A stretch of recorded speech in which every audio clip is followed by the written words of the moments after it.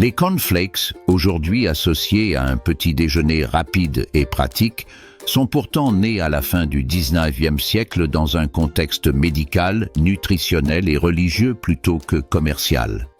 Leur histoire commence au Battle Creek Sanitarium, dans le Michigan, dirigé par le médecin John Harvey Kellogg, où les patients suivaient un programme combinant exercice, hydrothérapie, repos et alimentation principalement végétarienne. Influencé par les principes de santé de l'Église adventiste du septième jour, Kellogg préconisait une nourriture simple, pauvre en graisse et facile à digérer, en opposition aux petits déjeuners américains souvent riches en viande.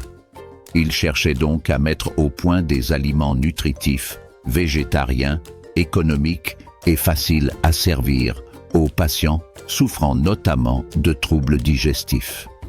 Vers 1894, John Harvey Kellogg et son frère Will Keith Kellogg expérimentèrent la préparation de grains de blé cuits et découvrirent, probablement en partie par accident, que ceux-ci pouvaient être aplatis en minces flocons puis grillés jusqu'à devenir légers et croustillants. Les circonstances précises de cette découverte restent discutées, mais les deux frères perfectionnèrent le procédé afin de pouvoir le reproduire régulièrement. Les premiers flocons, fabriqués avec du blé et commercialisés notamment sous le nom de Granos, précédèrent l'utilisation du maïs qui donna naissance aux véritables cornflakes. John Harvey Kellogg fit breveter en 1895 le procédé de fabrication, le brevet américain étant accordé en avril 1896. Alors que John considérait surtout ces céréales comme un aliment diététique destiné à accompagner sa conception de la médecine et de la réforme alimentaire, Will comprit leur potentiel commercial. En 1906, il fonda la Battle Creek Toasted Cornflake Company, ancêtre de la société Kellogg, améliora le produit, adapta son goût au grand public et développa son emballage et sa publicité. Les cornflakes devinrent ainsi l'un des premiers aliments industriels prêts à consommer au petit déjeuner, mais leur commercialisation provoqua également un conflit durable entre les deux frères, John privilégiant leur fonction médicale, tandis que Will souhaitait séduire des millions de consommateurs.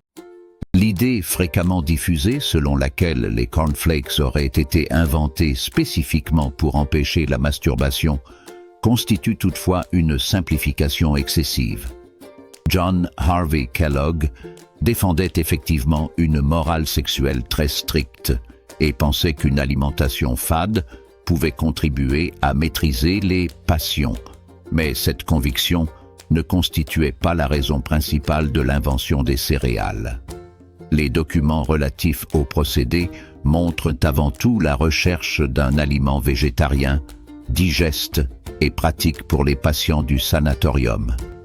Ainsi, les cornflakes sont nés d'expériences médicales et nutritionnelles avant d'être transformés, grâce au sens commercial de Will Keith Kellogg, en un produit industriel mondial qui a durablement modifié les habitudes du petit déjeuner.